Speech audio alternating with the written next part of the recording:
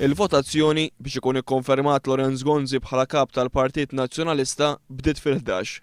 B'kollox għal din il-votazzjoni kien hemm eleġibblit minn 199 kunsillier, iżda 12 il-vot baqgħu ma nġabrux. Fost dawk li ma ġabrux il-vot kien hemm id-deputati nazzjonalisti Jeffrey Pulicin Orlando u Jasmine Tmuljet. Magħhom kien hemm ukoll l-eks Ministru Nazzjonalista John Dalli u l-eks President tal-Partit Nazzjonalista Frank Portelli.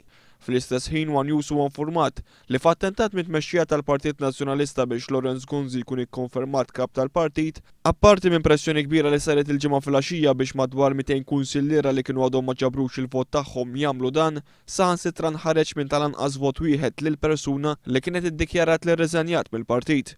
One News huwa infurmat li tmexxija tal-Partit Nazzjonalista ħarġet vot lil Ivan John Schembri li fl-aħħar żewġ elezzjonijiet ġenerali kien kandidat mal-Partit Nazzjonalista. Madankollu Schembri aktar tard kien irreżenja mill-Partit Nazzjonalista wara li ġie akkużat b'korruzzjoni dwar ħruġ ta' liċenzji fit-Transport Malta.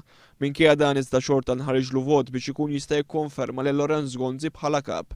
Dan il-każ ikompli jitfa' dubju dwar il-proċess ta' din il-votazzjoni li fiha Lorenz Gonzi mistenni jġib aktar minn 95% tal-voti. Il-Kunsilliera Nazzjonalisti kienu preżentati b'dokument tal-vot bl-isem ta' Lorenz Gonzi u kienu mitluba jimmarkaw f'kaxxa ħdejn il-kelma iva jew inkella le. Lorenz Gonzi mar id-dar ċentrali biex jivvota lih innifsu għal ħabta tas-sija, waqt li aktar kmieni xieħtu l-vot tagħhom l-eks kap nazzjonalista Edi Fenekadami, il-viċi kap Tonio Borġ u s-segretarju ġenerali Paolo Borġ Olivier. Sa dan tant waqt il-proċess tal-votazzjoni, il-mezzi tax-xandir tħallew biss jiffilmjaw numru limitat ta' uffiċjali magħżula mill-Partit Nazzjonalista, dan bilan li jkunu evitati li jidhru persuni kontroversjali bħal neputi tal-Prim Ministru Alexis Kallus u Ernest Tonna fost oħrajn.